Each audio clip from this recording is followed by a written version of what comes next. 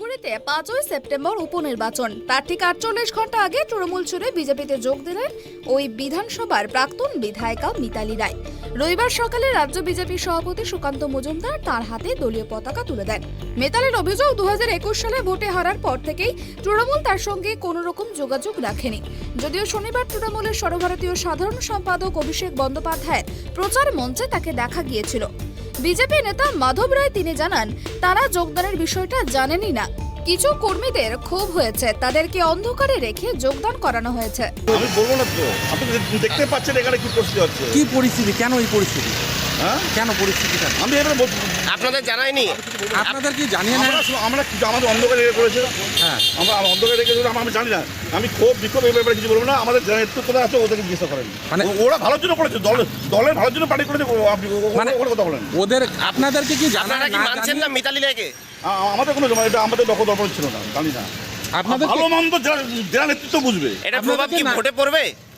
আমি বলবো না তো, বলছি আপনাকে না, যে আপনাদের না জানিয়ে যে এই যে না হলো, তাতে কি সমস্যা হবে ভোটের মধ্যে? আমি কিছু বলবো না তো। প্রসঙ্গত, শনিবারে ধূপগুড়িতে অভিষেকের প্রচার মঞ্চে বিজেপি ছেড়ে তৃণমূলের পতাকা হাতে তুলে নিয়েছিলেন প্রাক্তন জেলা সভাপতি দীপেন্দ্রনাথ প্রামাণিক। তাৎপর্যপূর্ণ ব্যাপার হলো, সেই মঞ্চে হাজির ছিলেন মিতালিও। তারপর 24 ঘন্টার মধ্যে তৃণমূলকে পাল্টা জবাব দিল বিজেপি, সেই মিতালিকে ছিনিয়ে নিয়ে। অন্যদিকে তৃণমূলের তরফ থেকে তৃণমূল কংগ্রেসের জেলা সাধারণ সম্পাদক রাজেশ কুমার সিং কটাক্ষ করে বলেন, এটা মাস্টার স্ট্রোক নাকি সার্জিক্যাল স্ট্রাইক বিজেপি বুঝবে। নিজেদের গোষ্ঠীকন্দল থামাক আগে। যে আগের দিন অভিষেক বন্দ্যোপাধ্যায়ের সভায় তৃণমূল কংগ্রেসকে জেতানোর আহ্বান করে পরের দিন সকালে বিজেপিতে যায়, তার ব্যক্তিত্ব কি মানুষ জেনে গিয়েছে। সার্জিক্যাল স্ট্রাইক বিজেপি বুঝবে। Wait and see. নিজের গোষ্ঠীগুলো তো থামাক, যে মারামারি চলছে। আমরা বলছিলাম যে মানুষকে বিশ্বাসযোগ্যতা ধূপগুড়ি মানুষ করতে পারবে না, কারণ যে আগের দিন অভিষেক বন্দ্যোপাধ্যায়ের মঞ্চে তৃণমূল কংগ্রেসের জিতার আহ্বান করে পরের দিন সকালে বিজেপিতে যায়, তার ব্যক্তিত্ব কি মানুষ জেনে গেছে। এই জন্য সার্জিক্যাল স্ট্রাইক না করে ভাবুক যে আমরা কত বড় কি করলাম। যে মানুষ কখনো কারো হতে পারে না যে নিজের ব্যক্তিত্ব রাখতে পারে। কি বলবেন? তৃণমূল কংগ্রেসের জয় জয়কার ছিল, এখন আমরা মার্জিনটা দেখতেছি, মার্জিনটা কত বাড়ানো যায়। আর আপনি দায়িত্ব নিয়ে বলে দেন যে কতজন জয়েন করছে, তার ভিডিও ফুটেজটা আমার কাছে পাঠিয়ে দিন। আর আমরা বিজেপি কতজন জয়েন করাচ্ছি তারও ভিডিও ফুটেজটা পাঠাবো, কাইন্ডলি একটু দেখাবেন।